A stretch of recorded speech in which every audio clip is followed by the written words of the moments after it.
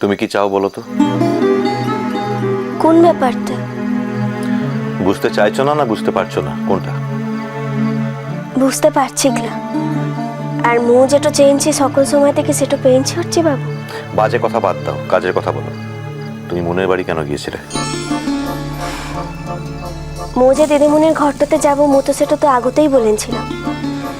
তুই যদি ভুলেটো যাস তাহলে তো মোর কিছু করার নাই। তুমি কিন্তু এবার যথেষ্ট বাড়াবাড়ি করছো বাহা। আর তোমার ওই প্রকাশ সেদিন আমাদের বাড়িতে এসে সকলে যথেষ্ট হেড ডাউন করে গেছে। এইভাবে হলে তো চলাই মুশকিল। আর আমাদের বাড়িটা অন্য যাই হোক না কেন চিড়িয়াখানা নয় যে যে যখন খুশি তার মতো কাজ করে চলে যাবে, আমরা চুপচাপ মেনে নেব। থাম কি নড়ছি বাবু, এই কথাটা উঠছে কিসের লিগে? এই কথাটা কিন্তু মু বুঝতেটা পারলাম না।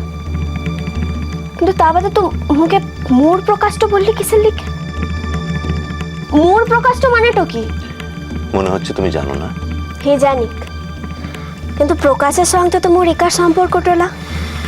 ও অনলাইনও করেছে, তোরা সকলে মিলে ওকে শাসনটা করেছিস। মু তো তার লিগে বাধাটা দিলাই। তাহলে প্রকাশ মোর ইকার হয়ে গেল কি করে? তুই এই কথাটা কিসের লিগে বললি যে তোর প্রকাশ?